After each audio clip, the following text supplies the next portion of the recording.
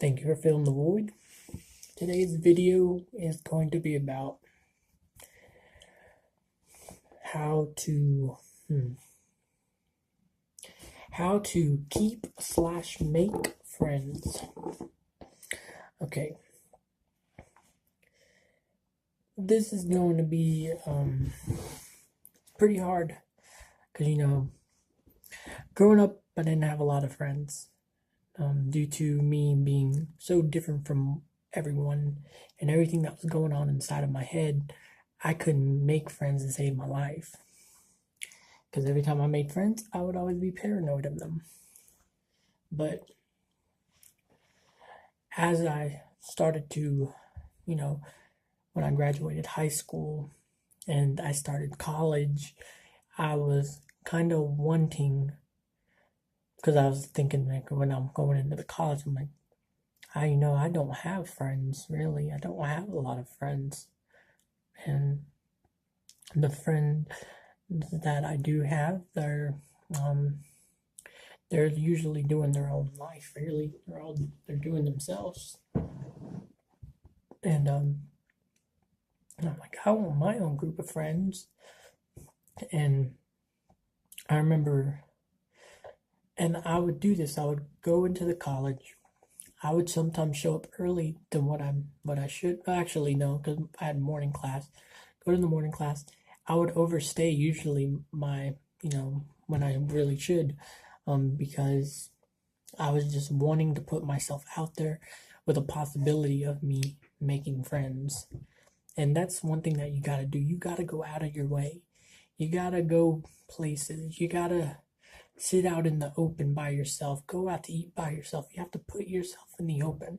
That is the number one step to making friends. Number two, clubs. Not talking dance clubs. You can go to dance clubs, sure. But I'm talking about Michael's has like a crafting club you can join. Pretty sure there's plenty of book clubs. Pretty much there's all kinds of things that you can do. Feed the homeless. Just do something.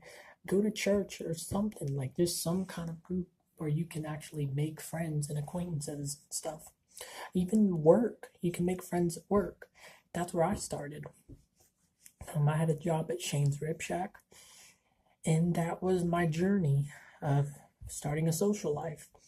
College was going on so much. I didn't have a car at first when I started college. And my mom was like, James, you're 20-something years old. You don't have a license or nothing. You see, the reason why I didn't have a license, because when I'm on a routine and I like the repetitive schedule, I get attached to that repetitive schedule, and that's what I want to stay.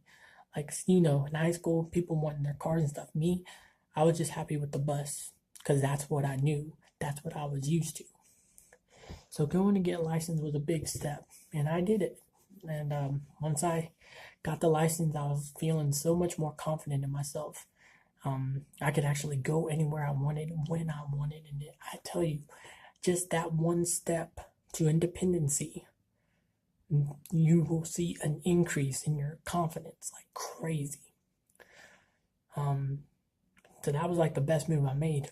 Then mom was like, James, you need to get a job. All you do is go to school and then come back home and play games, and that's it. So I started applying places, and eventually I got hired at Shane's Rib Shack, and I worked there for a good 4 years. And that's how I made friends and stuff. And, and the thing is people get to know you and how you are, and they begin to adapt to it because they're used to seeing you every day. And that's how friends are made, pretty much. Get a job, get your license, go to the library, just go somewhere out of your way. Just go to the store by yourself. Like any kind of putting yourself out there is just that one step you need. It's really it. Now, say you have friends, but in the past, when you weren't on like medication or anything, you had trouble keeping them. Now, growing up, I had trouble keeping friends heavily. I was paranoid as heck of everybody. Very paranoid. So when I started to get better with making friends and stuff, well, basically, I did all my practice on the social network game, the virtual world games, because I've always wanted to be that character that I was on the virtual world games. Now I'm actually living it. I'm actually this sensitive person now. I'm actually that person that was in that virtual world, that was stuck in that virtual world. I actually have the confidence to be that person that I was. So I had a lot of practice. My thing was just letting it out. But now that I am, now one thing you got to do to keep friends, treat them as friends. Like, for example, man, like, don't treat them any kind of difference. Treat every friend with equality. If you're going through anything, you need to let them know. I'm not saying any kind of personal business, but like, if you're out and about with your friends, say you got something going on in your head, do not bottle that stuff up, because it's going to kill you. Don't do it. Don't do it. You need to let your friends know right then and there how you feel. Let it out so they can talk you out of it. Especially if they're aware of, what your situation is. And see, one of the problem is people's paranoia will get to them, and it will eat you alive. It will take your life. It will. You can't let the paranoia win. You gotta stand that ground. If you're getting paranoid of something with your friends, tell them right then and there so they know, so they can fix it or put you at ease. That's what I always do. If I'm ever paranoid of a friend or anything, call them up immediately, or I contact them immediately to their face, and I'll tell them everything, and they'll usually talk me out of it. I'm like, okay, cool. See, that's friends right there, man. That's friends. And because they understand you. That's why it's important to hang around people that understand you. Because if you're diagnosed with something, and you're not hanging around people who are diagnosed with anything. Now, these people might be a little harder to understand. That's why it's best to stay where you fit in. I mean, you can definitely test your waters. You might meet some cool people, but if everyone in your group there's no diagnosis or anything there, chances are a lot of them aren't going to understand unless they're like older people. Like, older people are pretty cool.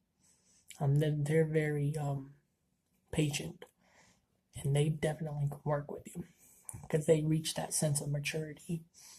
And yeah, you want to be upfront and honest with your friends. That is how you keep friends. Anything going on in your head, don't keep any secrets. Don't let your paranoia eat you alive. Don't let that paranoia get you. Don't let those negative thoughts get you. If you're ever having negative thoughts, paranoia, or anything towards your friends, you need to let them know ASAP. Because if you don't let them know and you bottle it up, act like it was nothing, it's going to eat you alive. Hopefully, this video helps someone out there. Yeah, just don't let paranoia eat you alive. Friends are a very important thing to have in life. And if you lose that, you can always make more, but chances of once the problem is fixed, the friendship doesn't really go back the way it was. So always make sure to be upfront and honest with your friends. And that is the key of keeping friends. Alright, guys. Thanks for filling the void. Hope the video helps someone out there, and I'm out. Peace.